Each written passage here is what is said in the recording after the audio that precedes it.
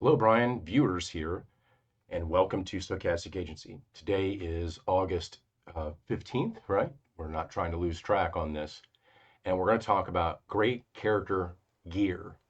Now, I'm not going to talk about gear in terms of number or a particular magic item or a piece of gear from a post apocalyptic era or anything like that. I want to talk about gear as a part of narrative function. So first, let's look at gear as identifier. This is a pretty straightforward thing. We all know what archetypes look like. The tropes of the cyber samurai versus the wizard, the rogue versus the occult investigator. They all have a look. And so the gear that these types of characters use or the players pick for them can act as identifiers. It reinforces the archetype, it reinforces the trope, so that when we look at a character's list of gear, one could easily say, that makes total sense. There's a reason why a professor of history may have an occult tome. There is a reason why the cyber samurai has body armor, built in cybernetic fashion. Their augmentations and the types of augmentations identify them as this trope. The other way in which I want to talk about gear as characterization. There's a reason why a character may have a particular type of gear as an identifier, but what is it about in mostly this is in high technology or modern day games? Why does the character choose to buy a particular brand or stick with a brand of manufacturer? It may say something about how they trust a brand's loyalty. This is nothing different than what we do all the time. Why do you buy Nike versus Adidas? Why do you like Converse so much more than other high top shoes? There's something about the character that evokes something through gear. Do they like the artistic expression of it? And is that expressed on the character sheet? We often say that the character is not on the character sheet, that the character is what comes out through role playing.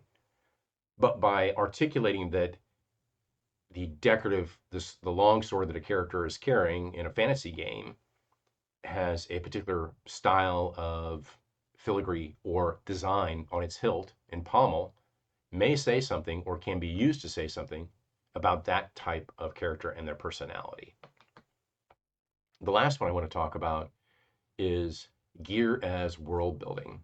Now, there may be a reason why a character is loyal to a brand in a game, or they're loyal to a particular blacksmith, or whatever it might be.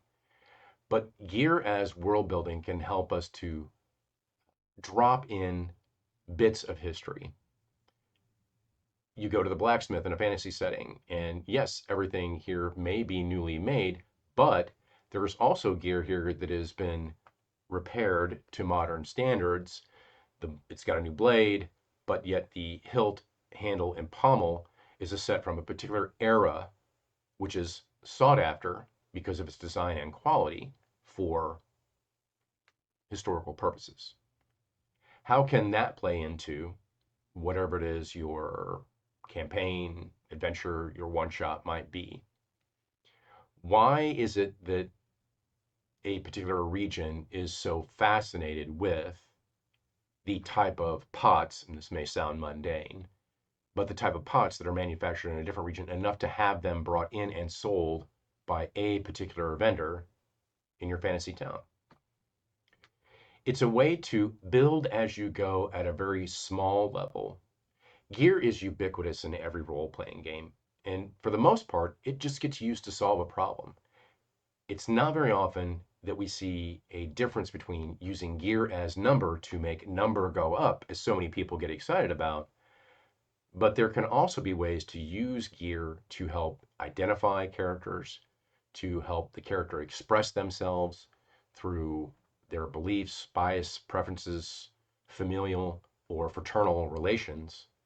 And then also a way to have gear help everyone at the table in very small steps and in very small chunks, tell a little bit about the world that you're playing in, whether that's a post apocalyptic wasteland, a piece of gear is newly found in one area, but it's easily identifiable that it's not from here, or in a fantasy world where there's a lot of fascination around artistry and manufacturing and maybe in a sense the newness of something, but the quality of it.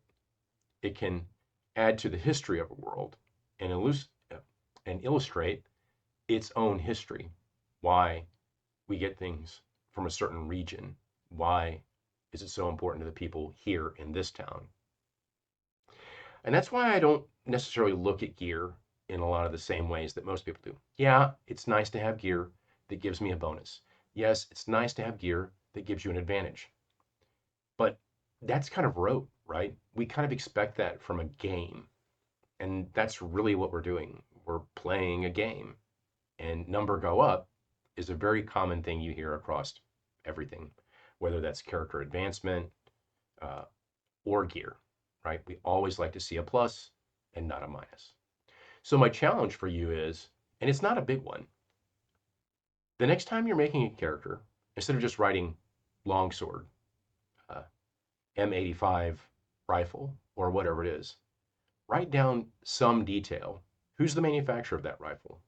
And then maybe in the character's notes section, make note of why the character chooses this type of equipment. What does it say about them?